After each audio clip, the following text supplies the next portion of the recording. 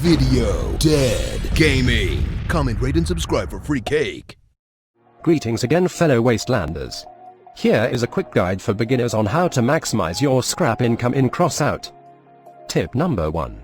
Do well in battle. The more damage you do to the enemy team will earn you more points, thus more scrap at the end of the battle, even more so if your team wins. This doesn't necessarily mean getting kills. Just doing damage to vehicles and getting assists can get you a decent score. Capturing objectives will also earn you points. Tip number 2. Install a fuel barrel and fuel tank on your vehicle. The barrel will earn you 5 fuel and the tank will earn you 10 fuel provided you win the battle and the tanks stay intact. You cannot earn any more than 15 fuel from each battle. This fuel can be sold for coin or you can use it to buy your way into raids. Only PvP and clan wars matches can earn fuel, so do not install fuel tanks going into raids, brawls or invasion battles.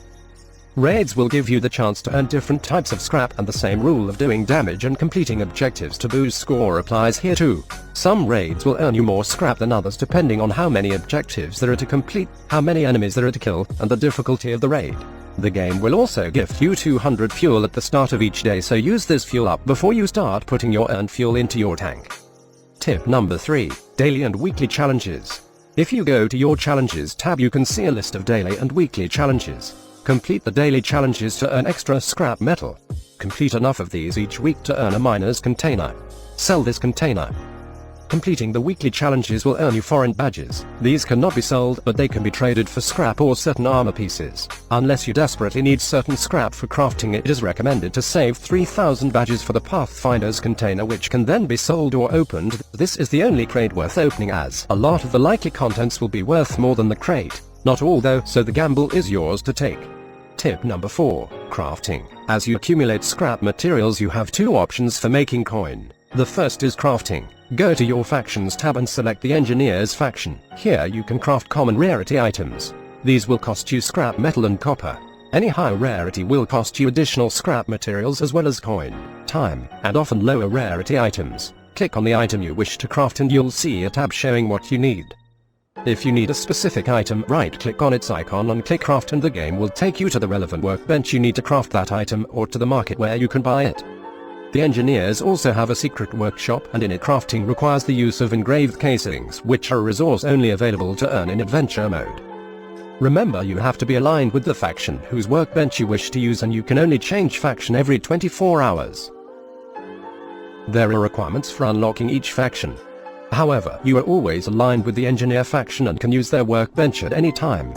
The founders faction would have had to have been unlocked from a previous battle pass.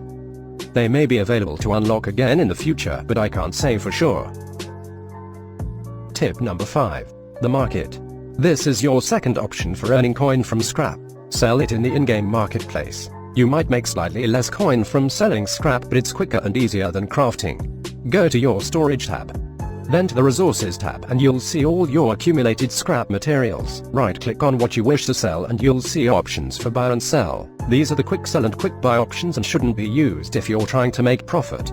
Instead, go to the trade and parameters option and you'll see a list of bids for buying and selling. The top section is sell bids. Whoever has the lowest sell bid will sell their item for that price whenever someone opts to quick buy that item. The lower section is buy bids.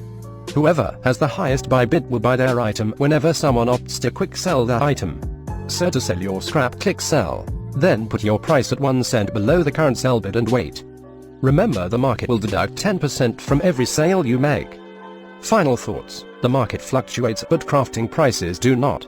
So it's up to you to figure out whether selling or crafting will be more profitable at the time. Use external resources. A website called Crossout DB graphs market values over time and maps out crafting recipes for you. Sadly for console users, Crossout DB only shows the market values for PC users.